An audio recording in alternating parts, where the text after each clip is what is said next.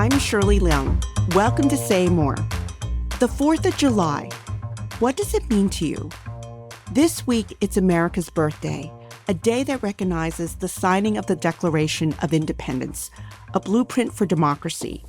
It's a celebration that comes around every year, but this time it feels different.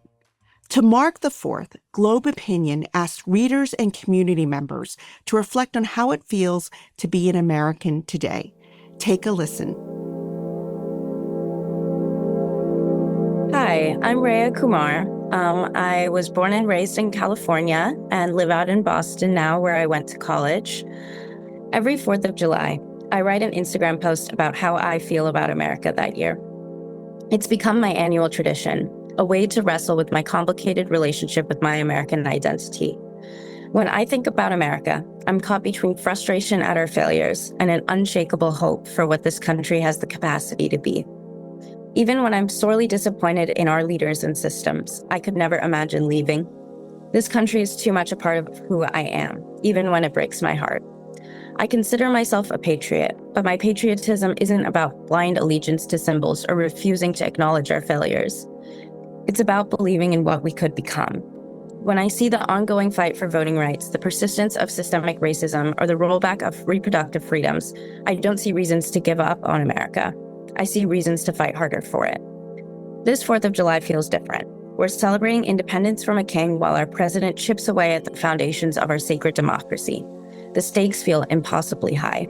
But that's exactly why I refuse to write off this country. Being American means holding two truths simultaneously: loving your country enough to demand better from it, and believing that better is possible. My name is John Dickinson, and I live in Portsmouth, New Hampshire. My American identity is rooted in self-reliance, perseverance, work ethic, and an ingrained desire to accomplish something every day. My first memory was being one of 3 kids under 5, a dog, and my parents all gloriously crammed into an 800 square foot rental. My parents worked multiple jobs to make ends meet.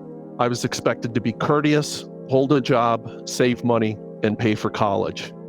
Some say the American dream is dead. I don't buy it. Too many are distracted by media outrage, virtue signaling, and curated personal narratives. Opportunities exist for everyone, but are realized only when one holds oneself accountable for their own success. To me, being American means betting on yourself, taking risks, and not waiting for perfect conditions. It's the freedom to try and fortitude to persevere until you achieve your goals.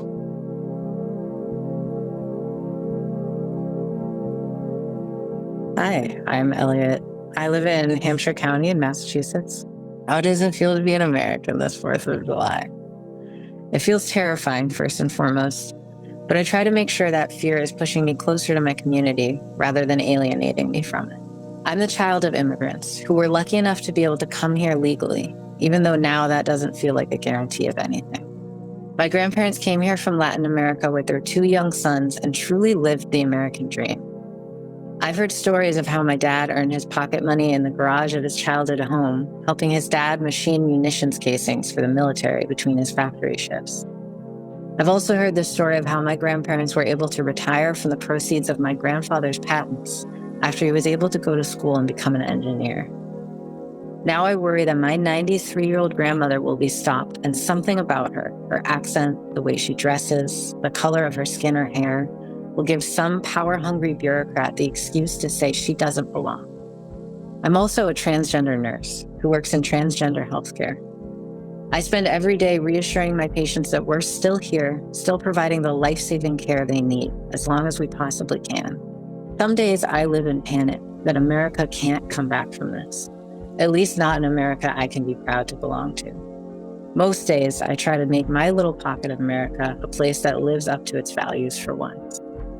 That looks like volunteering for community meals, honking support for the protesters and the picket lines, comforting my partner when ICE shows up at the preschool where she teaches, doing something, doing anything, doing everything I can to feel like there could be good here in this place, despite the evidence.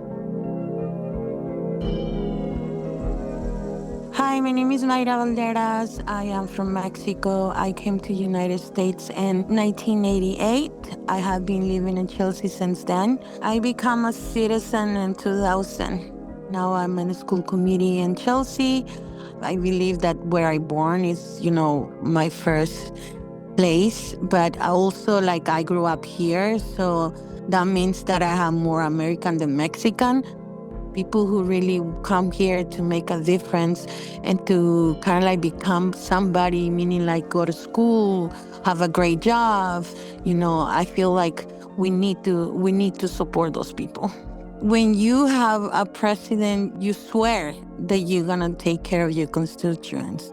You don't expect that people is gonna have this behavior. The way they are behaving and the way they are treating their constituents and not respecting our rights, that make you feel like they don't want you here, even though you are a citizen, only because, they see your color and you're not like white.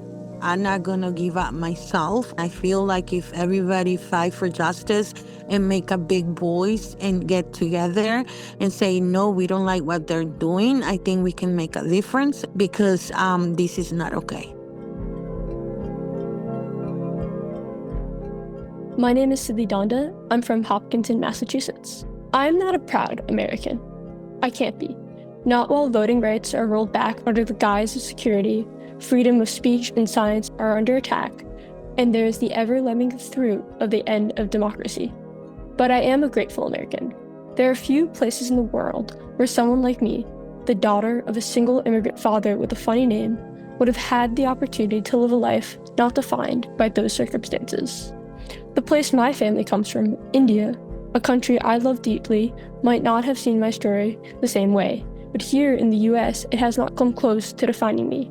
I just finished my first year at Harvard, an opportunity I likely wouldn't have had if I was born elsewhere. Right now, it's hard to feel pride in a nation making so many painful choices. So no, I'm not a proud American, but I am a grateful one.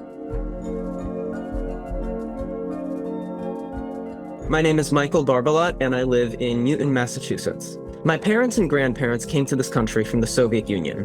When they arrived, they didn't have job guarantees. They didn't have a plan. They didn't even have much English, but they believed America would give them a chance to start again. And it did. Even as a kid, I understood that being here meant being able to speak your mind, choose your own path, and live without fear. For me, being American means having the freedom to think for yourself. It means being able to build your life in a way that feels right to you, without having to follow a predetermined path. It's not always easy, it's not promised, and it's definitely not perfect. But there's something unique and amazing about the idea that in this country, your future is, in many ways, up to you.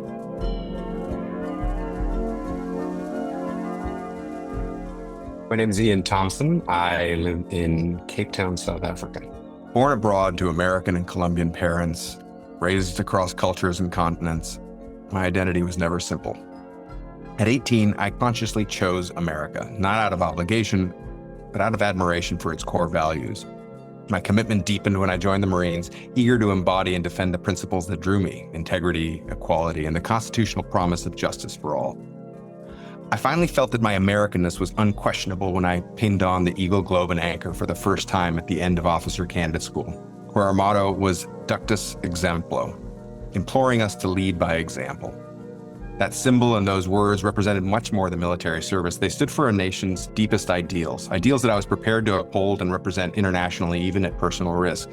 Today, however, my American pride is tinged with betrayal, not solely by leaders acting in self-interest, but by my fellow Americans whose silence and acceptance of falsehoods have allowed dangerous narratives to flourish. Recent events remind us of how easily power cloaks itself in moral pretense. And history warns us that empires rise through shared virtues and then fall into decadence and division. I feel like America is nearing this critical juncture. This July 4th, let's reaffirm our commitment to integrity.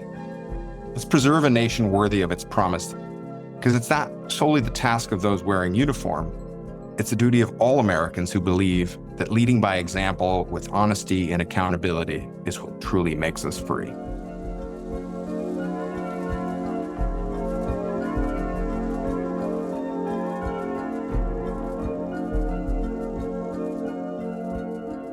Say More is a production of the Boston Globe.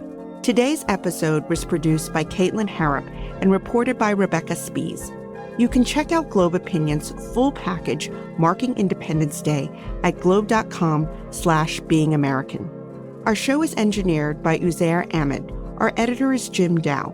If you like Say More, please remember to subscribe and leave us a review wherever you get your podcasts. You can reach us at saymore@globe.com. I'm Shirley Leung. Thanks for listening. Happy 4th.